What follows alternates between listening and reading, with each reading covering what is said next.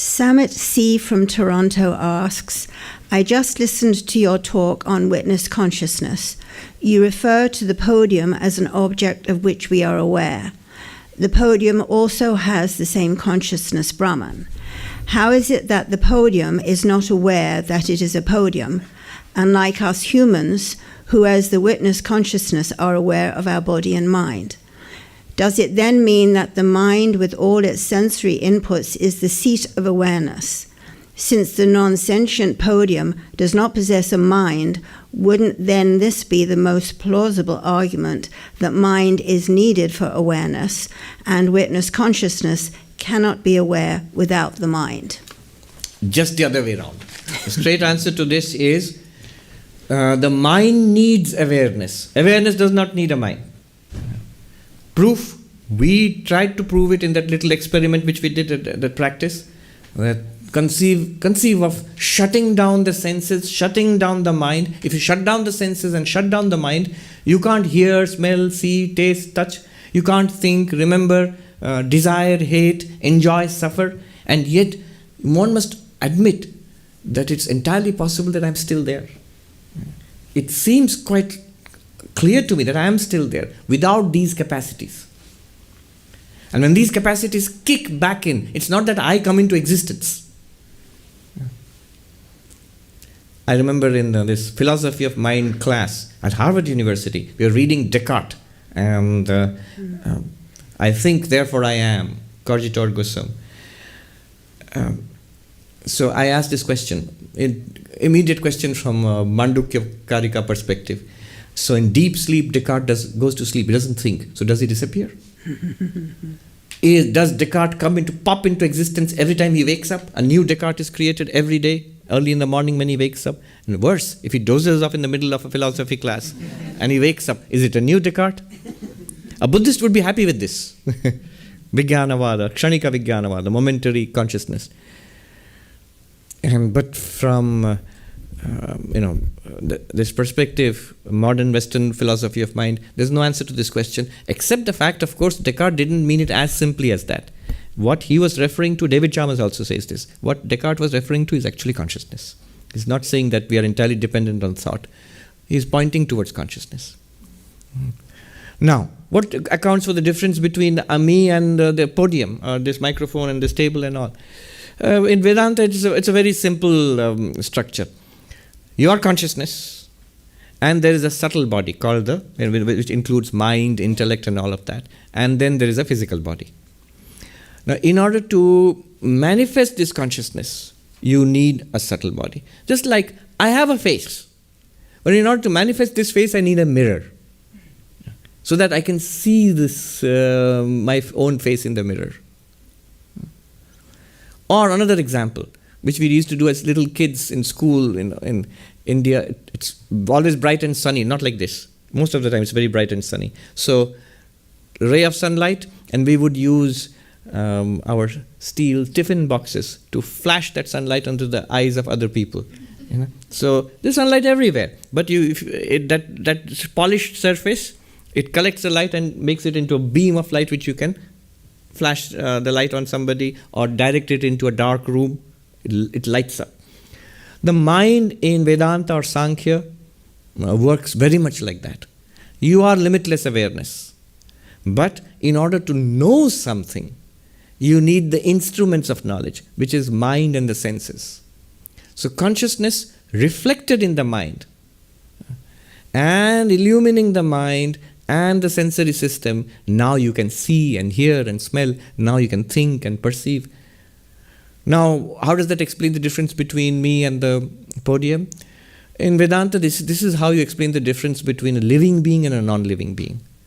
Do you remember in school, at least we had in school, give 5 points of difference between the living and the non-living. You had to make a particular.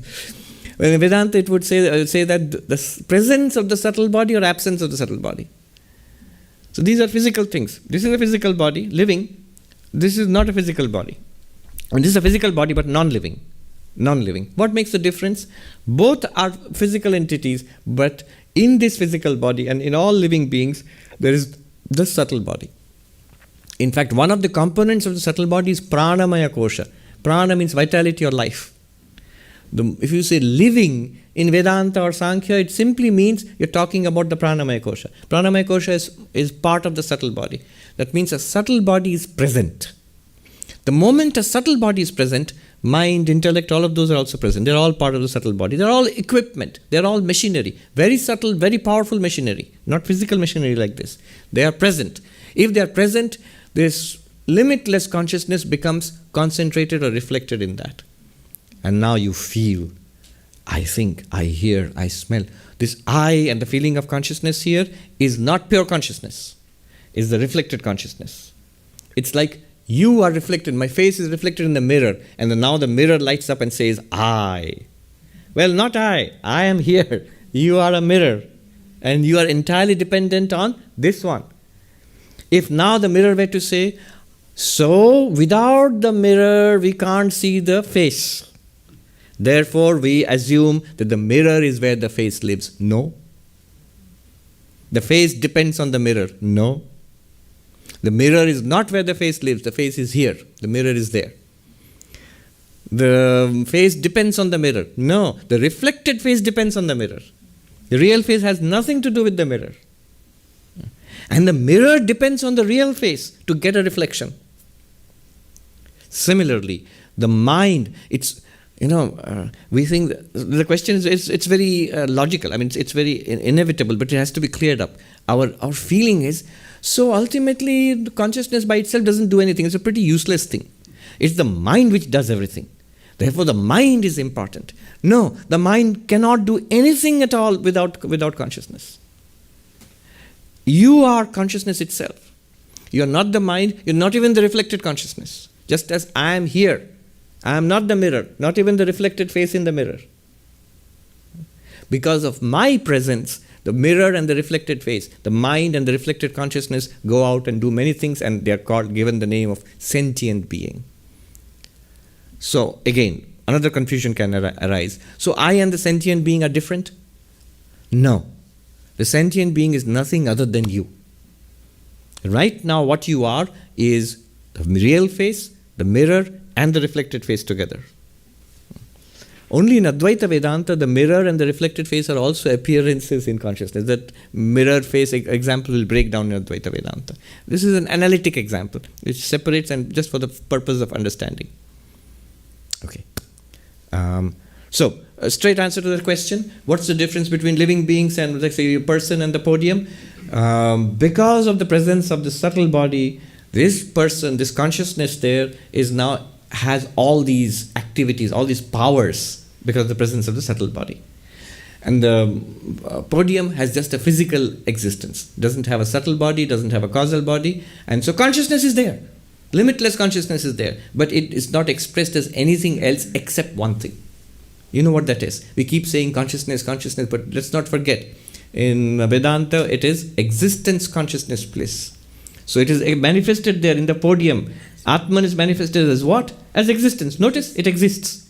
You say, no, but that existence belongs to the podium. No. If you smash the podium, you will have wooden splinters. They exist. If you smash the wooden splinters into wood powder, it exists. Well, suppose you destroy all the wood, the carpet exists. I'm translating from Shankara's commentary in the 2nd chapter, 16th verse of the Bhagavad Gita. If you smash all pots in existence, then where is existence? Shankara says the cloth exists. If you smash, then the next thing will be if every existing thing is destroyed in the universe. Now we have stamped out consciousness, let's stamp out existence. Let every existing thing in the universe be destroyed. Where is your precious existence? Shankara says it's still there, it's not manifest anymore. Like that. Yeah. It's just like you are pure consciousness. Without senses, without the mind, without the intellect, you're still there. But you're no longer thinking, remembering, hating, seeing, hearing. None of that is possible. But when the senses come, last question here would be, but in that case, the consciousness is dependent on the senses and the mind. No, it's the other way around. The mind and the senses are dependent on consciousness. Consciousness for what? For the light which illumines them. Not only that, for existence.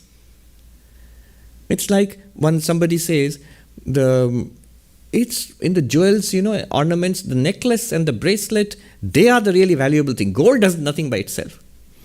That's silly. The necklace and the bracelet and the ring and all the golden ornaments, they are nothing but gold. They depend entirely on gold.